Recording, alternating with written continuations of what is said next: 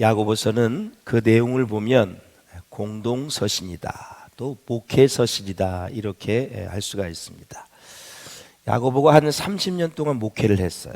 목회를 하고 그 목회 끝에 이 편지를 쓰고 있는데, 우리들의 신앙생활에서 가장 중요한 것이 무엇이냐, 세 가지 주제를 야고보서 전체에서 얘기하고 있어요.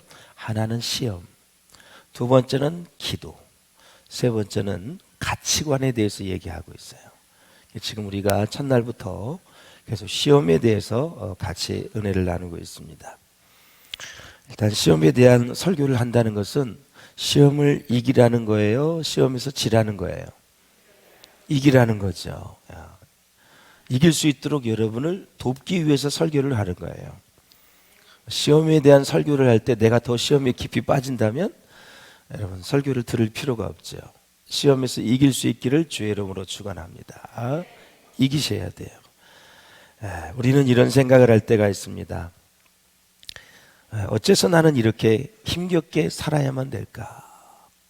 왜 이렇게 인생이 힘들지? 남들을 보면 쉽게 사는 것 같은데 왜 나에게는 이렇게 어려운 시험이 계속 오는 걸까? 저나 여러분이나 다 하나님의 사랑을 받는 자녀들입니다. 하나님의 백성이거든요.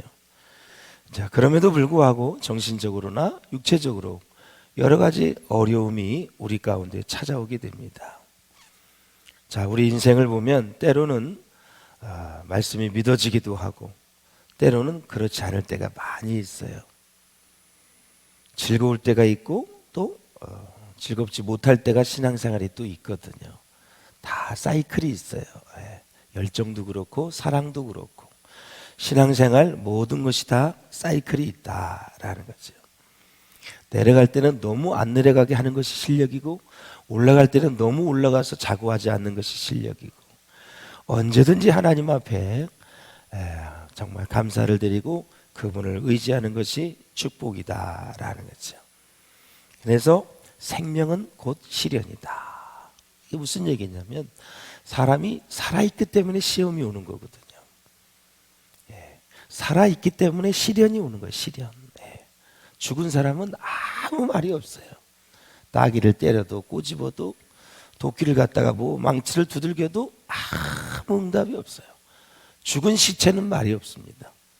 살아있기 때문에 시험도 있고 시련도 있다. 감사할 수 있기를 주의 이름으로 축복합니다. 하나님이 주신 시험은 크면 클수록 내가 큰 그릇이고요. 마귀는 우리로 하여금 하나님의 뜻을 이루지 못하도록 방해하는 세력이에요. 그건 내쫓아야 되고 하나님이 주신 시험은 이기면 된다, 견디면 된다라는 거죠. 자, 어떤 사람은 똑같은 문제를 가지고도 그것이 시험을 당할 수도 있고 어떤 사람은 똑같은 문제를 가지고도 시련으로 해석해서 이길 수 있고 어떤 사람은 똑같은 걸 가지고 저주로 생각하고 어떤 사람은 똑같은 것을 축복으로 생각한다 이거죠. 이 네 가지가 나와요. 네 가지가. 여러분은 어떤 사건이 생기면 힘든 일이 생기면 어려운 일이 오면 그걸 시련이 되실 거 바라고 시련이 변화해서 축복이 될 수 있기를 주의 이름으로 축원합니다. 할렐루야. 우리가 이렇게 어려움을 당할 때 하나님 앞에 말씀 앞에 나오게 되면 하나님께서 이 어려움을 이해할 수 있는 눈을 열어주세요. 이것을 제가 늘 강조해서 반복한 상황에 대한 해석입니다. 하나님의 눈을 가지면 해석을 잘 해낼 수가 있어요. 잘 해낸다는 것은 더 하나님께 가까이 갈 수 있는 하나님을 의지할 수 있는 아버지의 품 안에서 해결할 수 있는 것을 말하는 거예요. 자, 우리 이제 예수 믿는 크리스찬들이 시험을 당할 때에 많은 오해를 하는 것 중에 하나가 뭐냐면 그 시험이, 그 사건이 우연히 일어났다고 생각하는 것이죠. 우연히 일어났다고 생각하면 발전이 없습니다. 믿음의 진보가 없어요. 의미가 없는 것으로 받아들이면 아무것도 아니에요. 있으나 마나요. 또 남의 사건에 말려들어서 내가 이런 일을 했다, 이렇게 어려움을 당한다, 이렇게 생각해도 올바른 생각이 아니다라는 거죠. 자, 사랑하는 여러분, 우리가 기억해야 될 것은 사람에게는 우연이 있을지 모르겠지만 하나님 앞에서는 우연사가 없다, 우연이 없다라는 거예요.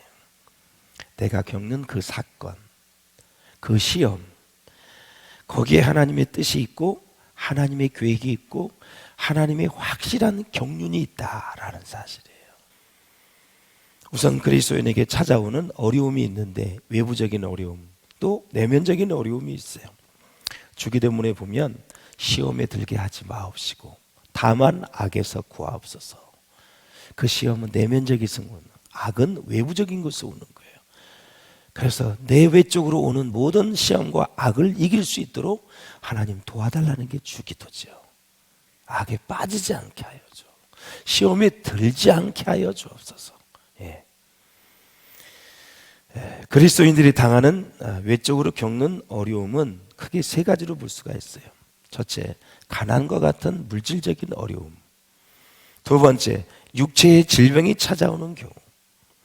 세 번째, 성격과 성질이 괴팍한 사람으로부터 오는 정신적인 육체적인 고통. 그래서 물질의 문제, 질병의 문제, 관계의 문제가 인생의 전부예요. 여기서 벗어날 수가 없어요. 물질, 질병, 관계예요. 그 중에 하나가 깨지면 삶에 굉장히 어려움이 올 수가 있어요. 그래서 우리는 이런 세 가지가 우리 가운데 왔을 때 어떻게 해석을 해야 되느냐. 성경에서 말하는 시험을 한마디로 요약한다면 시험이 있어야 한다는 것이 성경이 우리에게 가르쳐주는 내용이에요.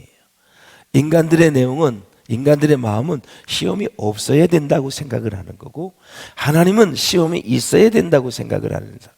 그러니까 하나님이 아브라함을 테스팅을 했지요. 마라이스 물에서 이스라엘 백성을 시험을 했지요. 사랑하는 여러분, 복이 되려면 복이 있어야 돼요. 그리고 복된 사람이 있어야 됩니다. 복은 있는데 여러분, 복을 받을 사람이 없으면 그 복은 소용이 없는 거예요. 하나님은 우리에게 복을 주시는 분이에요. 우리는 복을 받는 존재예요. 근데 복은 있는데 받을 사람이 없으면 의미가 없는 것이죠. 구약에 보면 다윗이 말년에 교만해서 인구조사를 했어요. 하나님께서 다윗에게 벌로 세 가지를 주었어요. 인구조사가 무슨 죄이길래 이렇게 벌을 많이 줄까? 그동안 하나님 의지하면서 전쟁을 해서 이겼는데 이제 군사의 숫자를 세는 거예요. 야, 이 정도면 괜찮다. 자꾸 하나님께 시선을 갖던 이 마음이 사람에게로 시선이 돌려가는 거예요. 다윗이. 하나님이 그걸 간파했어요. 여러분, 병사 조사하는 것도 이렇게 무서운 시험이에요. 세 가지 벌을 줬는데 첫째, 7년 기근을 당할래. 7년 동안 비가 안 온대요. 어찌하면 좋아요? 아니, 인구조사 한번 했다고, 병사가 몇 명의 지파별로 조사했다고 7년 기근을 당할래. 두 번째, 이방인의 전쟁 속에서 3개월을 쫓겨다닐래. 세 번째, 3일 동안 온역을 전염병을 선택할래. 성경학자들이 굉장히 의아해해요. 야, 하나님이 너무 가혹하신 분이 아닌가. 한번 그렇게 말씀해 주시고 다음부터 병사 조사하면 안 돼? 알았지? 이렇게 하면 될 텐데. 이스라엘 전 백성을 이렇게 7년 기근 3개월 동안 전쟁에 쫓겨다니고 3일 동안 온역을 이렇게 주려고 하니 선택의 여지가 없어. 셋 중에 하나를 선택하라는 거예요. 다윗이 뭘 선택을 했어요? 3일 동안에 온역을 선택을 했어요. 3일 동안 몇 명이 죽었습니까? 7만 명이 죽었어요. 7만 명. 250에서 300만 밖에 안 되는 이스라엘 나라의 백성이 중에서 7만 명이 3일 동안 죽었어요. 다윗이 인구조사 한번 해가지고. 많은 또 성경학자들이 이렇게 얘기를 해요. 하나님이 너무너무 많은 다윗을 통해서 이스라엘에게 복을 주었다 이거죠. 어딜 가든지 다 전쟁에서 이기게 해서 전리품이 너무너무 많았어요. 부자야. 그리고 조공도 많이 바쳐. 금은보화도 너무너무 많아. 하나님이 그렇게 복을 주셨기 때문에 하나님은 다윗에게 기는 기대가 커요. 많이 주었기 때문에 기대가 큰 거예요. 끝까지 다윗은 하나님을 의지하는 마음 가졌어야 되는데 하나님은 그걸 원한 거예요. 한 번도 초점이 흐려지지 않고 사람 의지하지 않고 끝까지 죽을 때까지 하나님만 바라보기를 원했는데, 역시 다윗도 우리아의 아내 바세바 사건 이후에 마지막 또 큰 이제 교만에 빠져서 결국 굉장히 나라가 어려움이 되게 되죠. 사랑하는 여러분, 내적으로 이제 내면적으로 찾아오는 시험에는 교만과 그래서 거짓이 있는 거예요. 하나님께서는 이런 죄들을 뿌리 뽑기 위해서 성도들에게 어려움을 허락합니다. 보편적으로 예수 믿는 사람들에게 가장 많이 당하는 어려움은 경제적인 어려움입니다. 27년 목회를 하면서 제일 많이 들어온 기도 제목이고, 제가 어렸을 때부터 겪었던 것 중에서도 경제적인 어려움이 제일 어려웠다. 그러면 지금은 경제적인 어려움이 왜 생기는가? 지금은 잘 사는데도 불구하고 왜 생기는가? 욕심과 탐심 때문에 생기는 것이다 라는 거예요. 자, 불신자들을 보면은 부자야, 너무 땅땅거리며 살아요. 큰 소리 치고 삽니다. 예수 믿는 사람들은 너무 가난해서 극도로 궁핍감 가운데 살고 있어요. 그러면 우리 마음속에 하나님에 대한 의심이 생겨요. 야, 저렇게 믿지 않는 사람들도 부자인데, 그래서 그 부자가 절에 가서 공양을 드리면 나도 한번 절에 가볼까? 그런 마음이 들 정도로 탐심이 많은 사람들은 절에 가니까 저렇게 물질의 복을 받나? 그런 생각을 한다는 거죠. 성경은 불신자를 악인이라 그래요. 그래서 잠언서에서는 악인의 형통함을 부러워하지 말라라 그랬어요. 그렇다면 오늘 본문에 보면 질문을 던지고 있는데, 부가 무엇인가? 한마디로 부를 믿음의 눈으로 보라는 거죠. 단순하게 가난하기 때문에 힘들다, 부자라고 잘 살고 행복하다, 그런 식으로 보지 말라는 거죠. 하나님의 눈으로 현재 나의 모습과 다른 사람의 모습을 보라는 것입니다. 그렇게 해야만 시험을 이길 수 있는 길이 있다. 우리 한번 9절 10절을 읽어보시겠습니다. 시작. 낮은 형제는 자기의 높음을 자랑하고 부한 자는 자기의 낮아짐을 자랑할지니 이는 그가 풀의 꽃과 같이 지나감이라. 저는 이렇게 그냥 한글로 보면 이게 무슨 얘기인지 몰라요. 낮은 형제는 자기의 높음을 자랑하다. 뭐가 높다는 거지? 부한 자는 자기의 낮아짐을 자랑하다. 아니, 다 교만한데 뭘 낮아짐을 자랑해? 잘 들어보세요. 여러분, 오늘날 우리나라에서는 부를 어떻게 보냐면, 돈을 많이 벌었으면 저 사람은 축복받은 사람이야, 저 사람은 능력이 있어, 이런 공식을 가지고 삽니다. 이게 세상 사람들의 생각이에요. 그런데 신앙생활 하면서 믿음이 없는 사람도 이렇게 생각하는 사람 많습니다. 돈이 많아? 저 사람 축복받았어, 진짜 능력이 있는 사람이야, 믿음이 있는 사람이야, 이렇게 봅니다. 다음 공식 보여주세요. 가난한 사람에 대해서는 난 가난해, 저 사람 무능하네, 진짜 무능해, 저는 믿음이 없어서 가난하게 된 거야, 이렇게 볼 수도 있다라는 거죠. 이 두 개의 공식은 다 틀린 거예요. 그래서 성경에서 뭐라고 얘기하느냐, 제발 이런 성경을 들을 때 진짜를 알고 좀 그렇게 실천을 해줬으면 좋겠어요. 현실로 돌아가면 또 말짱 도루묵이야. 성경은 그러한 인식과는 반대로 말씀하고 있어요. 낮은 형제는 뭘 얘기냐면 가난한 그리스도인을 얘기하는 거예요.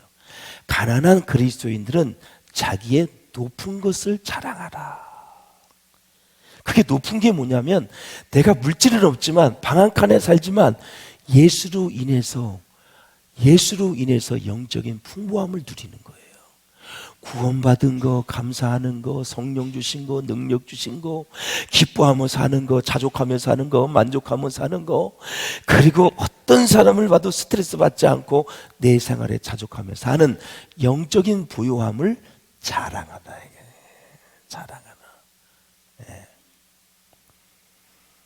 그런데 육신적으로 물질도 가난해, 영적인 부유함도 없어, 불쌍한 것입니다. 그런데 감사한 것은 그래도 구원은 받아서 감사하지요. 이 세상에 제일 불쌍한 사람은 예수도 안 믿어, 가난해. 이게 이제 완전히 이거는 뭐 소망이 없는 거죠. 두 번째, 부한 자를 이제 한번 봅시다. 자기의 낮아짐을 자랑하라 그랬는데, 부한 형제는 재산이 많은 부자 그리스도인을 얘기하는 거예요. 가난한 성도들은 보통 믿음이 없어서 하나님의 축복을 받지 못했다고 생각을 합니다. 그러나 하나님께서는 다르게 생각한다는 거죠. 말씀하신다는 거죠. 하나님께서는 그들을 너무너무 사랑하셔서, 가난한 자를 너무너무 사랑하셔서 믿음의 부유한 자로 만들기 위해 가난하게 하셨다고 말씀하시는 거예요. 자, 야고보서 2장 5절을 한번 보세요. 시작. 내 사랑하는 형제들아 들을지어다. 하나님이 세상에서 가난한 자를 택하사 믿음에 부유하게 하시고. 그러니까 내가 지금 가난해. 그러면 믿음에 부유한 것을 누리는 절대적인 기회다. 내가 지금 방 한 칸에 살아도, 우리 청년들이 아주 쪽박 같은 방에 살아도 믿음의 부유함을 누리는 절대적인 기회를 주실 것이다. 저는 사골세방 10년을 살 때 믿음의 절대적인 것을 누리고 살았어요. 우리 동생과 우리 어머니 다들 모이면은 그때가 좋았다 그래요. 우리 여동생 둘, 또 우리 어머니, 저하고 이제 넷이 살아갈 때가 그렇게 좋았다 그래요. 빵 하나라도 갖추면 같이 먹고, 방 한 칸에서 부침이도 부쳐 먹고, 호떡도 만들어 먹고. 그 제가 호떡을 좋아해. 그래서 이렇게 참 가난할 때는 부유함을 마음껏 누려야 되는 거죠. 하나님밖에 의지할 수밖에 없기 때문에 하나님이 그런 부유함을 주시는 거예요. 우리는 너무나 어리석어서 세상적인 것을 많이 가지고 있을 때에는 하나님을 바로 만나지 못합니다. 오히려 세상에 있는 돈이나 명예가 전부인 줄 알고 그것만 붙들고 살아가지요. 사랑하는 여러분, 하나님은 우리에게 돈보다는 하나님 자신을 주고 싶어 하세요. 믿습니까? 우리는 하나님은 온데간데 없고 그분이 주시는 돈만 생각해. 하나님은 하나님 자신을 우리에게 주시기를 원하는 거예요. 예수님 날마다 생각하며 살기를 원하세요. 내가 그 예수님을 왜 너에게 줬는데, 왜 예수님을 죽게 했는데, 예수님은 왜 피를 흘리셨는데, 그거 생각하며 살기를 원하시는 거죠. 그래서 가난한 성도들이 하나님을 붙들고 살 수밖에 없기 때문에 가장 부유하다. 그래서 낮은 형제들은, 가난한 형제들은, 자매들은 영적인 부유함을 자랑하라라는 거죠. 사랑하는 여러분, 그러면 부한 자들은 어떻게 하라고 말씀하십니까? 자신의 낮아짐을 자랑하라고 말씀하셨습니다. 그 이유가 뭐냐면, 부한 자는 세상의 것을 쉽게 가질 수 있을지는 몰라도 정말 중요한 것은 돈으로 살 수가 없습니다. 믿음으로 이제 살아가야 되는데 믿음을 돈으로 살 수가 없잖아요, 여러분. 구원도 마찬가지죠. 성령의 은혜를 돈으로 살 수가 없다라는 거죠. 야고보 사도는 자기에게 없는 돈을 생각하지 말고 이미 가지고 있는 믿음이라는 엄청난 재산을 생각해 보라고 고민을 하고 있어요. 그래서 우리에게 있는 하나님의 말씀을 가장 귀한 복이라고 자랑하고 있는 것입니다. 주시는 자도 하나님이시요 거두시는 자도 하나님이십니다. 그래서 그리스도인은 항상 물질적이고 세상적인 것보다는 영적인 것과 신령한 것이 먼저 되어야 된다. 11절을 한번 읽어보세요. 시작. 해가 돋고 뜨거운 바람이 불어 풀을 말리면 꽃이 떨어져 그 모양의 아름다움이 없어지나니 부한 자도 그 행하는 일에 이와 같이 쇠잔하리라. 아멘. 진정한 믿음이 없는 인생의 허무함에 대해서 말하고 있는 거예요. 아침에 풀을 베우면 나중에 오후가 되면 쫙 시들시들해져 그냥 말라버려요. 그런 것처럼 우리 모두가 정말 부한 자도 그 행하는 일에 이와 같이 쇠잔한다라는 거죠. 제가 우리 정치인 신방을 많이 가요. 감옥에 간 사람 9분을 제가 갔다 왔는데 한결같이 하는 말이 정치를 내가 왜 했는지 모르겠어요. 그런 얘기를 해요. 근데 나와서 또 하셔. 나오면 또 하셔. 네. 내가 그래 농담으로 아니 그때 제가 면회 갔을 때는 안 하신다 그러더니 또 시작했어요? 모르겠어요. 나도 또 나사가 다 풀려 나오기만 하면. 신앙의 텐션, 긴장감이 없으면 우리는 세상에 끌려다니며 살 수밖에 없어요. 사랑하는 여러분, 풍성한 삶은 지금 내가 얼마나 가지고 있느냐에 있지 않습니다. 중요한 것은 그것을 내가 어떻게 사용하느냐에 달려있다라는 거죠. 사랑하는 여러분, 말씀을 정리하겠습니다. 우리는 시험에 든다고 할 때, 또 병이 들 때, 고난이 당할 때, 고난을 찾아올 때, 예기치 않는 시련을 당할 때, 내 뜻대로 안 될 때, 그때 우리는 다 시험이 들었다 이런 얘기를 해요. 사실 진짜 더 무서운 시험은 형통할 때, 돈을 많이 벌 때, 칭찬을 받을 때, 건강할 때, 이럴 때가 가장 위험한 때다라는 것이죠. 내게 있는 물질을 내가 너에게 준 거야. 그러니까 너의 믿음을 가지고 하나님 앞에 쓰고 이웃을 도와야 된다라는 거예요. 그 굉장히 중요한 원칙이에요. 신앙이 바로 준비된 사람에게 복은 하나님이 주신 축복이거든요, 여러분. 믿음이 준비된 사람에게는 하나님이 주신 축복이에요. 또 이런 경우도 있어요. 우리가 믿음으로 살려고 애를 씀에도 불구하고 어려운 시련이 찾아올 때는 이것은 하나님이 주신 시험이다 이렇게 생각을 해야 돼요. 하나님께서 나를 낮추시고 나에게 귀한 믿음을 주시기 위해서 고난의 학교에 우리를 넣으신 거예요. 이때는 우리가 정말 어려움에서 벗어나려고 아무리 몸부림을 쳐도 소용이 없어요. 이럴 때는 하나님이 주신 시험을 믿음으로 잘 참아야 승리할 수 있다라는 거죠. 왜? 하나님은 감당할 만한 시험을 주시잖아요. 그것을 믿어야 다시 일어설 수 있거든요. 우리가 시험을 다 받는 것은 욕심 때문이다. 욕심에 끌려 미혹된다는 말이 헬라어로는 뭐냐면 덫에 걸린다, 낚시에 물린다라는 뜻을 갖고 있어요. 시험이 오면 몇 가지가 정리가 돼요. 꼭 필요한 것, 필요치 않는 것이 정리가 돼요. 유익한 것, 유익하지 않는 것이 정리가 돼요. 그리고 거짓과 참된 것이 딱 분별이 되는 거예요. 마지막으로 유명한 신학자 보네퍼가 참 제자가 되는 길이라는 책에서 이렇게 얘기하고 있어요. 사람들은 값싼 은혜를 지향하고 있다. 그 태도가 잘못되었다. 그 값싼 은혜가 뭐냐면 행위 없는 믿음, 순종이 없는 신앙, 십자가 없는 은혜, 시련이 없는 축복을 기대하고 산다라는 거죠.